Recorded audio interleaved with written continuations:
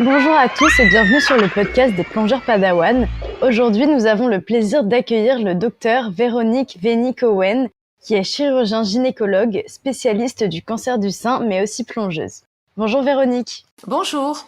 Pour rassurer nos auditeurs, on t'accueille à l'occasion d'Octobre Rose, qui est une campagne mondiale de sensibilisation au dépistage du cancer du sein. Mais l'épisode ne va pas être triste, on ne va pas parler que de choses dramatiques, mais plutôt d'une approche assez singulière que tu adoptes depuis quelques années, puisque tu accompagnes tes patientes sur le chemin de la guérison en leur faisant pratiquer la plongée sous-marine. Tout à fait. Avant de rentrer dans le vif du sujet, est-ce que tu peux te présenter un petit peu, s'il te plaît ?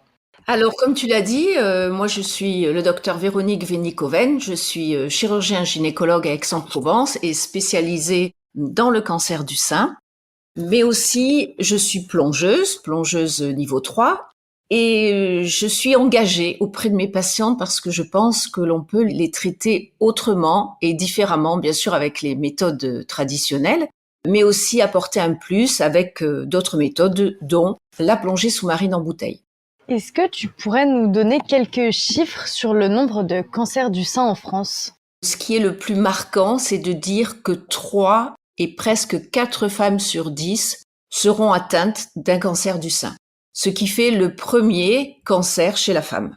En tant que femme, qu'est-ce qu'on peut faire pour surveiller un petit peu et se rendre compte si jamais quelque chose cloche ? Alors, il faut essayer de faire ce qu'on appelle la palpation sous la douche avec le savon, donc régulièrement, mais c'est difficile parce qu'il y a des patientes qui ont des seins qui sont plus difficiles à palper, qui sont un peu granuleux, et puis on peut s'inquiéter pour rien, mais dès qu'on sent un nodule, dès qu'il y a un écoulement anormal, quand on se regarde dans la glace, qu'on lève les bras, qu'on voit une espèce de petite ride cutanée au niveau du sein, il faut consulter, quel que soit l'âge. Alors ça, je le répète, quel que soit l'âge et quel que soit l'état de femme que l'on est, c'est-à-dire si on est enceinte, il faut consulter aussi. Si on est en train d'allaiter, il faut consulter aussi parce que le cancer du sein touche toutes les femmes, quel que soit l'âge, beaucoup les patientes après 60 ans et les patientes âgées. Donc vraiment, il n'y a pas d'âge. Dès qu'on a un doute, on consulte. Ma maman est sage-femme et on voudrait aussi rappeler que les sages-femmes sont aussi en mesure de faire un suivi gynécologique complet et qu'en cas de problème, elles réorienteront vers un gynécologue. Oui, je suis tout à fait d'accord, je travaille beaucoup avec les sages-femmes, tout à fait. Véronique, une question qui peut paraître un petit peu bête, mais est-ce que les hommes aussi peuvent développer des cancers du sein ? Alors, c'est une question très importante et d'ailleurs cette année, je voudrais axer la campagne Octobre Rose pour les hommes et ça, on ne le sait pas. 5% de la totalité des cancers du sein, ce sont les hommes qui les ont. Alors, les pauvres, ce n'est pas plus grave, mais le problème, c'est que personne n'y pense. On dit c'est une gynécomastie, peut-être vous avez été piqué, bref. Donc, on les découvre plus tard et c'est comme tout, quand on découvre les choses tardivement, elles sont plus graves. Et c'est dommage.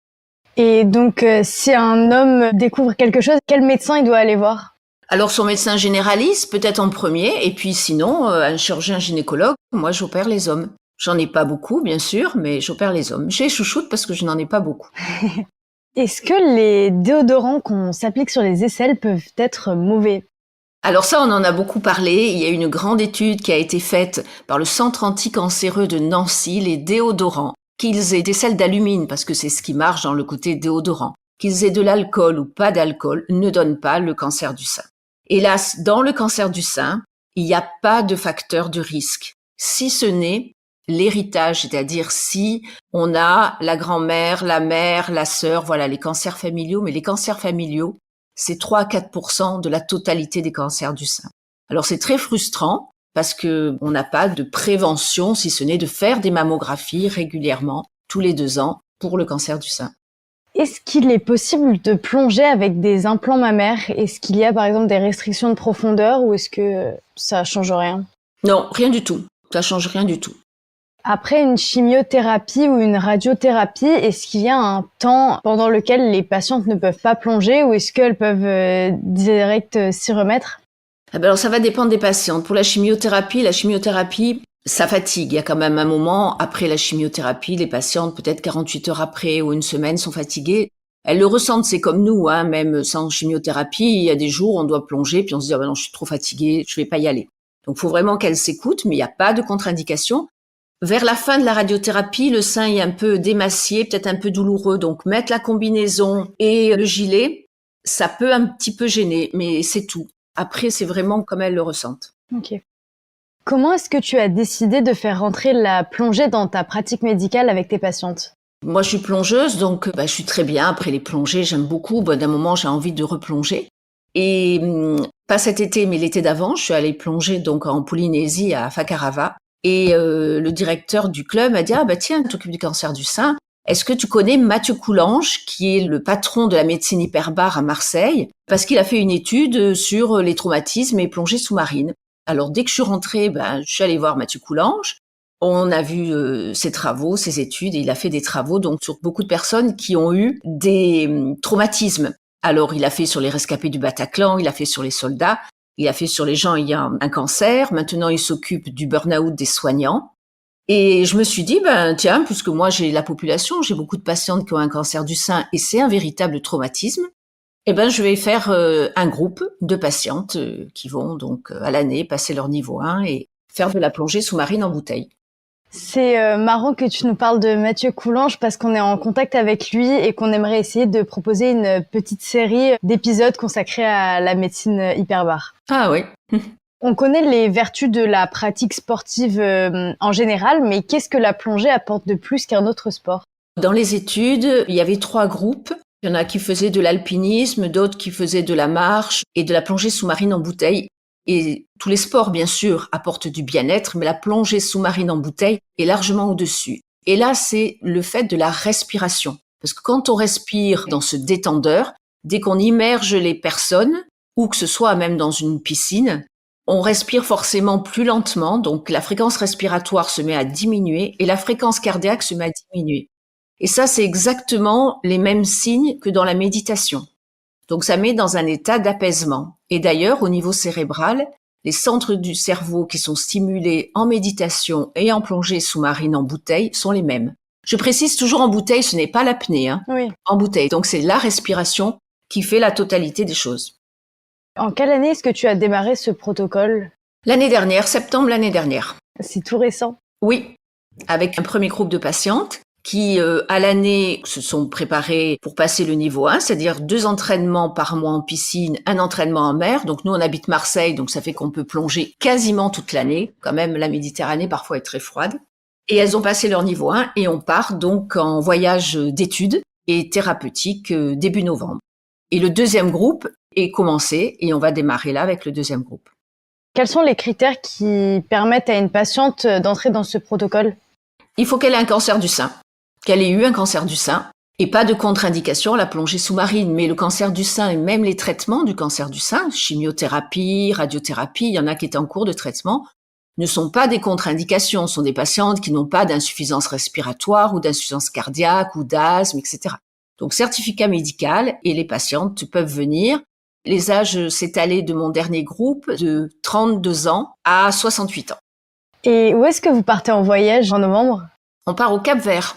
Destination le Cap-Vert. Donc toute l'année, on a fait des actions, des dîners-conférences, des ventes de fleurs, des vides-greniers pour avoir de l'argent. Donc on a aussi un compte Hello Asso, un crowdfunding, etc.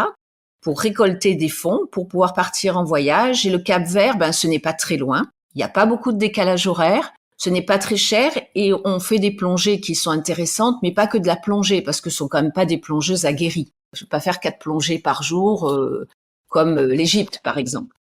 Moi, je suis allée 2 fois plonger au Cap-Vert, donc aussi pour voir comment ça se passait. Je pense que ça va être très bien, très adapté à ses bénéficiaires. On l'espère. Est-ce que, en parallèle à tout ça, vous menez une étude sur les bienfaits de la plongée dans le cas précis des femmes traitées pour un cancer du sein? Est-ce que vous effectuez par exemple des analyses, des mesures, etc.? Alors oui, c'est ce qu'on va faire maintenant qu'elles ont le niveau 1, qu'elles sont donc au même niveau de plongée sous-marine. C'est pour ça que ça s'appelle voyage thérapeutique et d'études. Parce qu'on va mesurer donc leur fréquence cardiaque et respiratoire avec des montres connectées quand elles s'immergent. Et je vais leur remettre des questionnaires de santé et de bien-être qui sont des questionnaires qui sont officiels. C'est un organisme qui s'appelle l'EORTC. Il faut répondre à des questions avant et après les plongées, 1 semaine avant, 1 semaine après, sur le bien-être, sur la qualité de sommeil, etc. C'est très encadré. Comment est-ce que vous réussissez à financer tout ça? Parce qu'on imagine que dans le contexte de la politique de santé actuelle, c'est pas évident. Tu nous as parlé d'appel aux dons tout à l'heure. C'est ça, c'est essentiellement grâce à des dons. C'est une association, loi 1901, des dons. Et puis les particuliers ont une déduction d'impôt avec chaque don de 66%, les entreprises de 60%. Et puis voilà, on essaie de promouvoir cette association et ce groupe. Qu'est-ce qu'on peut conseiller aux femmes qui n'habitent pas en Provence et qui seraient intéressées par l'idée d'intégrer un programme comme les bulles roses? Est-ce qu'il y a des équivalents dans d'autres régions ou est-ce que les patients peuvent venir d'horizons plus lointains que la région aixoise? Alors, si elles viennent plus loin, ça va être difficile pour faire les entraînements régulièrement parce qu'il faut qu'elles passent leur niveau 1 et puis il faut s'entraîner toute l'année puisque nous, on est plongeurs, donc c'est facile d'aller plonger, mais c'est quand même un milieu hostile. Oui. Il faut se familiariser avec l'équipement déjà. Il faut quand même se dépasser. D'ailleurs, c'est parce qu'elles se dépassent en plongée qu'on fait le parallèle. Elles vont dépasser la maladie aussi. Donc, quelqu'un qui serait loin, c'est compliqué. Je sais qu'il y a un centre à Paris qui le fait. Et après, dans d'autres régions, je sais pas, mais j'aimerais bien que ça fasse un peu tache d'huile ou au moins qu'elles s'inscrivent en piscine parce que les effets sont pareils, en piscine. Okay. Est-ce que ça t'est déjà arrivé d'avoir des patientes qui étaient déjà plongeuses? La plupart du temps, non. Elles avaient fait, il y en a une ou deux, elles ont fait un baptême. Il y en a une, elle avait passé son niveau 1 il y a très longtemps. Et donc, elle a vraiment dû tout reprendre. J'ai pas eu ça, mais je prendrais volontiers. Est-ce qu'il y a des clubs de plongée qui proposent des programmes ou une prise en charge particulière pour des personnes traitées pour un cancer, que ce soit pour des plongées en mer ou en piscine? Alors, ça s'appelle Sport Santé, avec les séances prises en charge par la sécurité sociale. Oui, le sport santé rentre là-dedans. Le sport santé, en fait, on va faire une ordonnance aux patientes, c'est sport sur ordonnance, et elles vont aller ailleurs. Mais moi, je vais pas être avec elles. Ce que je veux, c'est rester avec le groupe. Je fais toutes les plongées avec mes patientes. En mer, en piscine, j'essaie de faire les actions avec elles, etc. pour récolter les fonds. Et il y a un effet groupe qui est aussi extrêmement bénéfique pour elles comme pour moi. Ouais. Voilà, je rédige pas encore une fois une ordonnance, voilà, aller faire 20 séances de plongée sous-marine. Ouais. Ça doit être rassurant aussi pour elles de le faire avec la personne qui les soigne. Oui, tout à fait. Et en plus, ça horizontalise le rapport, parce que bon, d'habitude, on a le médecin et les soignants, et là, on est au bord de la piscine en maillot, tout ensemble, tout pareil. C'est très bien. Tous au même niveau, ouais. Ouais. Alors maintenant, quelques questions concernant ton parcours de plongeuse. À quel âge est-ce que tu as commencé la plongée? Alors, j'ai calculé la dernière fois sur mon carnet de plongée, j'ai commencé à 23 ans. Et quel niveau de plongée est-ce que tu as aujourd'hui? Le niveau 3. Et je n'ai pas voulu aller au-delà parce qu'au-delà, il faut encadrer. J'ai déjà un métier à responsabilité, donc stop. Voilà, je suis très bien. Bah, c'est ça finalement, c'est le principal. Ouais. Est-ce que tu sais à peu près, où exactement d'ailleurs, combien de plongées est-ce que tu as faites? Oui, moi je suis très scolaire, donc je les ai comptabilisées, j'en ai 286. Quelle a été ta plongée la plus profonde? 60 mètres. On peut pas aller au-delà. Et la plus longue? La plus longue, ça doit être dans les eaux chaudes comme la Polynésie, c'était 1 heure, 1h15. Est-ce qu'il t'arrive d'avoir peur ou de ressentir des appréhensions quand tu plonges? Je suis allée plonger cet été avec les requins aux îles Fidji. Oui, j'avais un peu une petite appréhension, oui, quand même. Mais justement, la plongée, on continue à se dépasser, c'est ça qui est bien.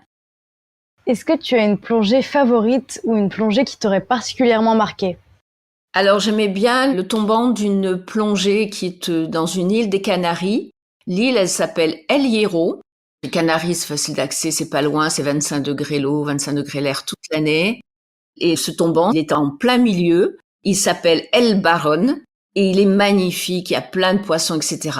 Et il est très limité, on peut le faire qu'une fois dans le séjour. Les autorités réglementent parce qu'il y a aussi les pêcheurs, etc. Donc c'est très réglementé et c'est magnifique. Nous, justement, cet été, on était aux Canaries, mais on était à Lanzarote et on a aussi fait de super plongées, ouais. Ouais, c'est bien, les Canaries, ouais. Ouais. Et quel est ton animal sous-marin préféré? Alors, c'est le requin-marteau, mon animal sous-marin. Je le trouve trop beau, trop extraordinaire. Je me demande comment la nature lui a fait une telle tête. Est-ce que tu en as déjà vu en vrai? Oui. Enfin, de loin, oui, j'en ai vu, oui. C'est l'animal sous-marin préféré de mon petit frère aussi. Ah, tiens. Donc, pour résumer, qu'on soit une femme ou un homme, on surveille sa poitrine en se palpant, on se fait suivre par un gynécologue ou une sage-femme. On n'oublie pas de faire sa mammographie quand le moment est venu. Il faut une surveillance régulière pour limiter les risques. Et si malheureusement vous êtes atteinte, on rappelle qu'on ne se lance pas dans la plongée ou dans une toute autre activité un petit peu extraordinaire sans l'approbation et le suivi du médecin. Même si vous êtes atteint, c'est un cancer qui a un taux de guérison très élevé, donc le plus important, c'est d'être pris en charge le plus tôt possible. On mettra en description de l'épisode tous les liens vers les comptes Instagram, Facebook et les différents sites internet. Et si jamais certains parmi nos auditeurs peuvent et veulent donner pour ton projet, je précise qu'on mettra le lien de la cagnotte en description de l'épisode. Et je reprécise également qu'il y a une déduction fiscale. Merci beaucoup Véronique, on est très heureux de t'avoir accueilli. On espère que notre podcast apportera un petit peu de soutien, même modeste, à ton projet et à tous les autres. Très bien, eh bien merci de m'avoir contacté. Merci à vous les plongeurs Padawan. Merci beaucoup Véronique. Au revoir, à bientôt. À bientôt, au revoir. Si vous avez aimé cet épisode, n'hésitez pas à mettre un petit cœur ou un pouce en l'air. Vous pouvez aussi nous mettre 5 étoiles sur votre plateforme de podcast préférée. Retrouvez-nous aussi sur Instagram, LinkedIn, YouTube, Facebook ou sur notre site lesplongeurspadawan.com. À bientôt pour un nouvel épisode.